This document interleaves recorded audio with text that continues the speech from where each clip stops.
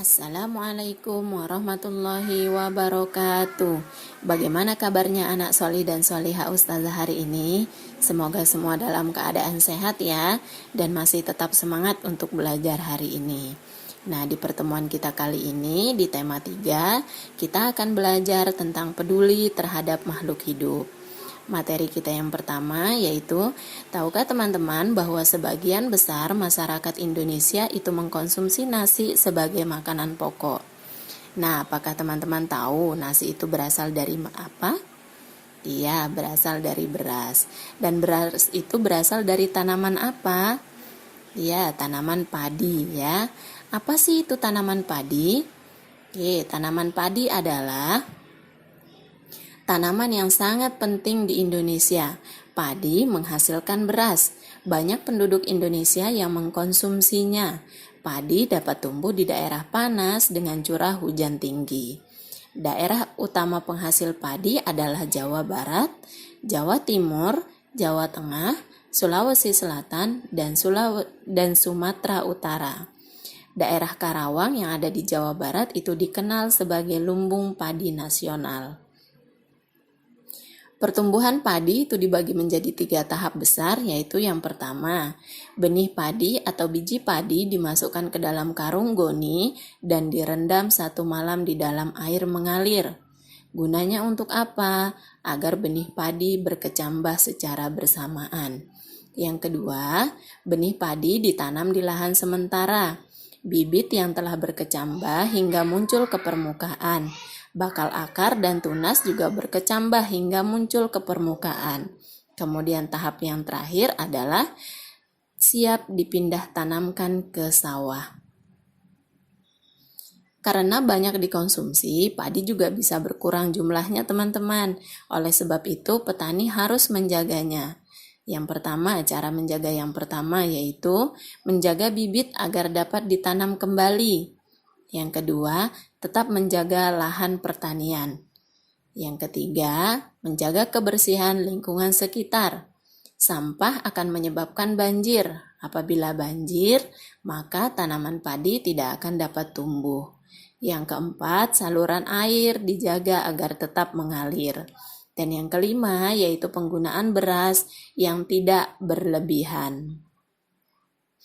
Nah, teman-teman sudah menyimak tentang informasi tanaman padi ya. Sekarang teman-teman sudah tahu betapa pentingnya tanaman padi itu untuk kita. Sehingga kita harus ikut menjaganya, agar negara kita tidak terjadi busung lapar. Selanjutnya yaitu adalah karakteristik alam. Ada 3 karakteristik alam. Yang pertama ada dataran tinggi, pantai, dan dataran rendah. Yang akan kita bahas pertama yaitu pantai. Apa itu pantai? Ya, pantai adalah daerah yang berbatasan langsung dengan laut. Pantai ada yang landai dan ada pula yang terjal. Pantai yang landai biasanya digunakan untuk objek wisata. Yang kedua, dataran tinggi. Dataran tinggi adalah permukaan bumi yang ketinggiannya 500 meter di atas permukaan laut. Dataran tinggi biasanya dimanfaatkan untuk peristirahatan, objek wisata, dan usaha perkebunan. Yang terakhir adalah dataran rendah. Dataran rendah adalah permukaan bumi yang datar dengan ketinggian kurang dari 200 meter di atas permukaan laut. Pada umumnya, dataran rendah berada di sekitar pesisir pantai dan banyak digunakan untuk pertanian, peternakan, perumahan, dan beberapa jenis industri lainnya. Selanjutnya, kita akan mengenal tentang tumbuhan. Tumbuhan itu bagian tumbuhan terdiri dari akar, batang, daun, bunga, buah, dan biji. Tumbuhan adalah makhluk hidup yang pada umumnya memiliki akar, batang, dan daun. Yang pertama, fungsi A dari akar. Fungsi akar yang pertama yaitu menyerap air dan zat hara dari tanah, memperkokoh tumbuhan. sebagai alat pernafasan tumbuhan, seperti yang ada seperti pada tanaman bakau. Kemudian yang keempat, sebagai tempat penyimpanan cadangan makanan, seperti pada pohon singkong. Yang kedua adalah batang. Fungsi dari batang yang pertama, sebagai alat pengangkut air dan zat makanan dari tanah ke daun atau sebaliknya. Menopang tubuh tumbuhan. Yang ketiga, tempat menyimpan cadangan makanan seperti pada tumbuhan sagu dan tumbuhan tebu. Yang ketiga adalah daun. Fungsi dari daun.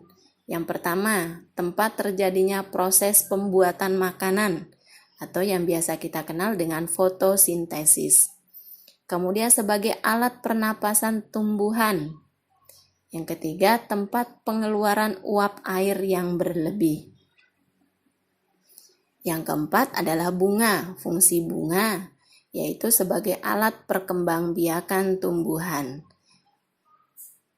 Terdiri dari benang sari dan kepala putik. Kemudian yang kelima adalah buah. Fungsi buah yaitu yang pertama, tempat menyimpan cadangan makanan. Yang kedua, melindungi biji dari pengaruh buruk lingkungan luar.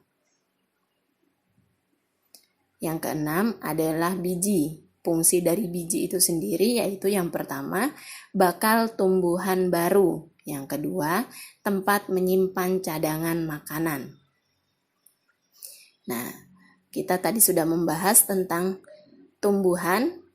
Selanjutnya kita membahas tentang pemanfaatan hewan sebagai sumber daya alam. Hewan memiliki banyak manfaat bagi kehidupan manusia. Hewan oleh manusia dimanfaatkan sebagai bahan makanan, yang kedua sebagai obat-obatan, dan dimanfaatkan tenaganya oleh manusia. Oke, berikut adalah contoh pemanfaatan hewan bagi kehidupan manusia. Yang pertama adalah kupu-kupu.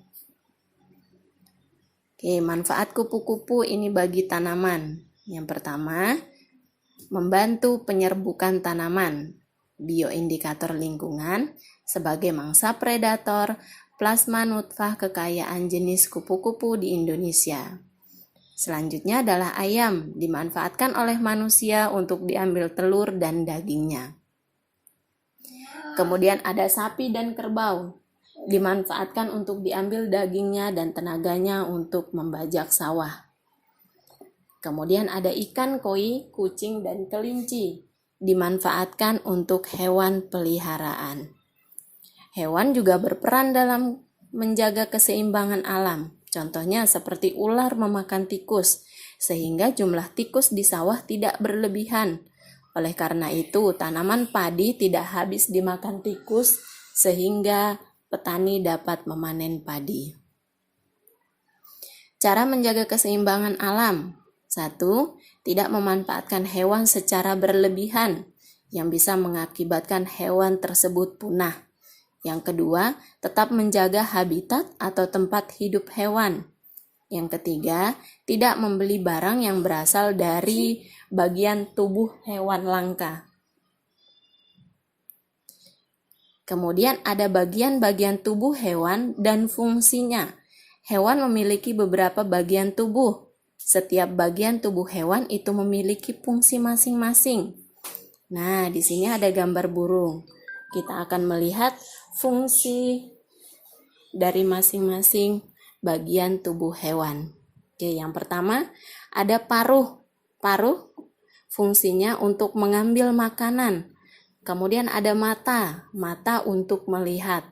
Sayap untuk terbang. Badan untuk melindungi tubuh bagian dalam. Kemudian ada cakar untuk mencengkeram mangsa dan bertengger di dahan pohon. Kemudian yang terakhir ada ekor untuk mengatur pergerakan saat terbang atau untuk menjaga keseimbangan hewan tersebut. Oke, demikian pembelajaran dari Ustazah. Semoga Allah memudahkan kita untuk memahami materi. Ustazah akhiri, Assalamualaikum warahmatullahi wabarakatuh.